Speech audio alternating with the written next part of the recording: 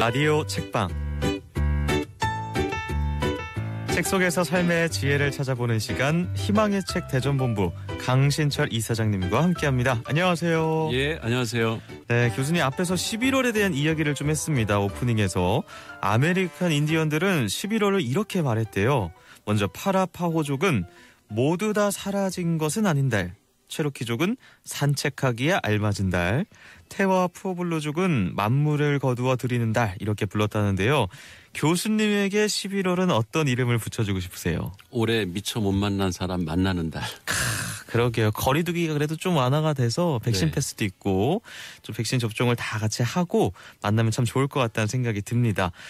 자, 11월 첫 주입니다. 만나볼 책 어떤 책입니까? 네, 박건웅 작가가 글을 쓰고 그림을 그린 그래픽 노블 제시 이야기입니다. 그래픽 노블. 그래픽 노블이라면 만화책을 뜻하는 건가요? 만화와 소설의 중간 형식을 띈 만화책의 한 형태라고 할 수 있어요. 그런데 또는 그 단편 만화, 모음 이런 거로 얘기도 합니다. 그러니까 장편 소설만큼 길고 복잡한 이야기를 내용으로 하는 것이 특징인데요. 그래픽 노블과 일반 만화의 가장 큰 차이는 이야기의 완결성이라고 합니다. 그래픽 노블은 마치 소설처럼 완전한 서사 구조를 가지고 있기 때문에 등장인물 사이의 갈등 관계 역시 일반 만화보다는 훨씬 복잡하고 다양하고요. 이 그래픽 노블이라는 이름은 1978년 미국의 만화가 윌 아이스너가 처음 사용하기 시작했는데요. 어른들을 대상으로 한 자신의 작품을 아이들이 보는 일반 만화와 구별하기 위해서 이런 이름을 붙였다고 합니다. 이후에 윌 아이스너는 만화를 문학 작품의 수준으로 끌어올렸다는 찬사를 받으면서 그래픽 노블의 대중화를 이끌었습니다. 어른들을 대상으로 한 자신의 작품들. 네. 그래픽 노블 하나의 어떤 문학 작품 장르로서 완결성을 갖춘 소설에다가 그림이라는 시각적 요소를 더한 새로운 장르의 문학이었는데요. 네. 그럼 이 책의 작가는 소설가라고 할까요? 아니면 화가일까요? 박건웅 작가는 소설가인 동시에 화가인데요. 비중으로 따진다면 화가 쪽에 더 가까운 분입니다. 어렸을 때부터 그림 그리기를 좋아했고 대학에서 회화를 전공했다고 해요. 대학 시절을 거치면서 이제 한국 근현대사의 숨겨진 이야기에 관심을 가지고 그래픽 노블 작업을 해왔다고 하는데요. 빨치산 이야기를 다룬 꽃과 그 한국 전쟁 당시 미군의 민간인 학살을 다룬 노근리 이야기, 그리고 제주 4.3 항쟁을 그린 홍이 이야기, 민주주의자 김근태가 남영동에서 견뎌낸 22일을 기록한 짐승의 시간들, 그러니까 주로 역사에 관련된 그래픽 노블을 한다고 합니다. 네, 그 중에서도 오늘 이제 소개하는 책이죠. 제시 이야기는 어떤 내용을 담고 있습니까? 예, 이 책은 중국 상하이 임시정부를 중심으로 활동했던 독립운동가 양우조와 그 최선화 부부의 육아일기인 제시의 일기를 역사적 고증을 거쳐서 그래픽 노블로 재구성한 작품입니다. 중일 전쟁이 한창인 시기에 1938년에 맏딸 그 제시가 태어났는데요. 그때부터 광복 후 귀국을 하던 1946년까지 고통스러운 그 시절의 삶을 고스란히 기록한 책입니다. 저는 이 전쟁통에 쓴 일기라고 하니까요. 안내의 일기가 또 떠오르는데. 네, 그렇지 않아도 작품 평에 한국판 안내의 일기라는 이야기가 나옵니다.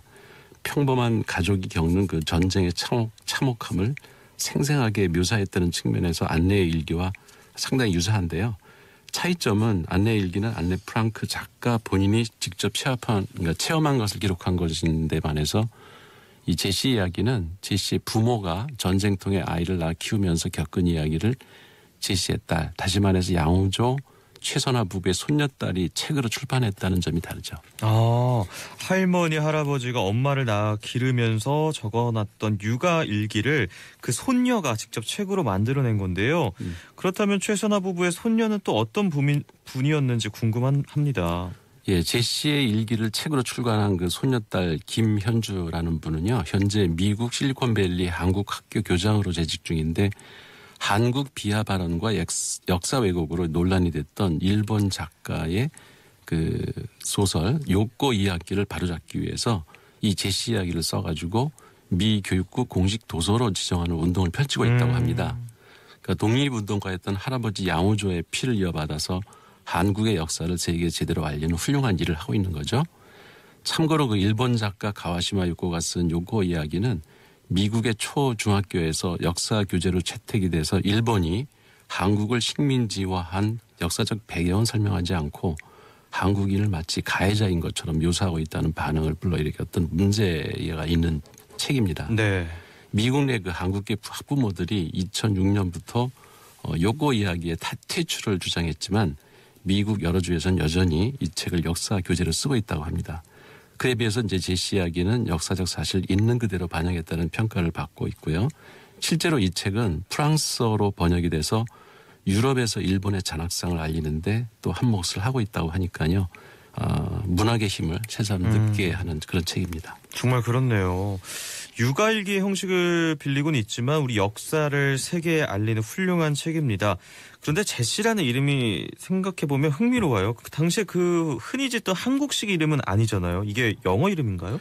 예, 어떤 의미에서는 맞습니다. 그러니까 상하이 임시정부에서 활동하던 그 독립운동가 양호조 최선화 씨는 김구 선생의 주례로 이제 결혼해서 첫 딸을 낳았는데요.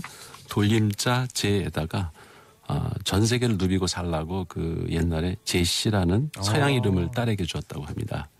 그러니까 양호조 씨는 1~2장에 이제 써놓은 걸 보면 조국을 떠나 중국에서 태어난 아기, 그 아이가 자랐을 때 우리나라가 세계 속에서 당당하게 제 몫을 하길 바라는 마음으로 집안의 돌림자 제자를 사용해 딸 이름을 제시라고 짓는다. 이렇게 써놨습니다. 이 나라를 빼앗기고 낯선 곳을 전전하면서 수시로 목숨을 또 위협받는 전쟁통에 아이를 낳아 키운다는 것 결국 쉽지 않았겠죠. 부부는 어떤 심정으로 아이를 길러냈을까요? 일본군의 그 폭격을 피해서 중국 여러 지방을 떠돌면서 매일 수십 명씩 죽어나가는 상황에서 아이의 미래를 생각하는 부모의 심정은 참으로 참담했을 겁니다. 책 내용 중에 이런 말이 나옵니다. 아이가 훗날 이국을 떠돌면서 생활하던 이유를 묻는다면 너의 미래를 위해서였다는 짧은 한마디로 이해시킬 수 있을까? 그것으로 독립성취라는 간절한 우리의 소원을 담아낼 수 있을까? 그것으로 우리 가족의 이 시간을 담아내고도 남을까? 이렇게 써놨습니다. 네, 죽음과 새 생명의 탄생이 공존하고 있던 상황, 또 암울한 현실 속에서 아이를 미래에 걱정해야 되는 아이러니한 상황이 그대로 드러나는 대목인데요. 또 다른 담긴 내용들도 궁금한데요. 예, 양호조 최선화 부부의 인생 철학이 담긴 문구가 있는데요. 한번 읽어볼게요. 예. 아랫니가 하나 나기 시작했다. 이제 자신의 힘으로 먹기 위해 하나씩 준비를 시작해간다. 아이가 씹는 것은 음식물뿐만이 아닐 것이다. 교과서 지식을 씹고 세상의 다양한 모습을 한데 섞어 다져가며 때로는 이해되지 않는 사람들과 세상의 이중성을 씹고 성공과 실패로 나누기에는 너무도 복잡한 세상살이를 꼭꼭 씹어가며 제시 자신의 살로 만들어갈 것이다. 와, 아이의 이가 나면서 이런 생각을 한다니 이렇게 철학적인 생각을 동시에 할 수 있다는 게 참 신기하고요. 책 속의 구절들을 들을수록 꼭 한번 이 책 읽어봐야겠다는 생각이 듭니다. 네, 이 책 뒷부분에는 제시의 아버지 양호조 독립운동가의 유언이 나오는데요. 워낙 그 울림이 강해서 한번 읽어보겠습니다. 네. 과거를 회고하건대 좋게 말해서 나의 인생은 국가와 민족을 위해 사람다운 생을 살기 위하여 희생된 인생 중 일인이었다고 하련다. 이 몸은 이제 세상사와 멀리하였거니와 생전 함께한 가족은 부디 명심하여 고인의 미진한 애국애족 정신, 즉 전체 동포의 위복을 위하여 노력하는 동시에 개인의 일도 잊지 말아라. 개인은 전체의 일분자요. 일분자가 모여 대체가 되는 법이다. 그러나 비겁은 취하지 말고 절대 자존심을 굽히지 말아라. 내가 속한 사회와 국가를 위해 나는 무엇을 하고 살았나 되돌아보게 하는 명문장이죠. 보통은 독립운동가들의 활동상을 하나의 역사적 사실로만 우리가 알고 있었는데 그 이면에 숨겨진 독립운동가의 가족들이 겪는 고통스러운 삶을 엿볼 수 있는 보기 드문 작품이라고 생각해서 이 책을 오늘 소개했습니다. 네, 참 잠시뿐이었지만 많은 것들을 느끼게 합니다. 독립운동가로서 동시에 아이들의 부모로서 그분들이 평생 느꼈을 절절한 시대의 아픔이 녹아있는 글이었고요. 박건웅 작가의 그래픽 노블 제시 이야기로 오늘 함께 이야기 나눠봤습니다. 지금까지 라디오 책방 희망의 책 대전본부 강신철 이사장님이었습니다. 좋은 말씀 감사합니다. 예, 고맙습니다.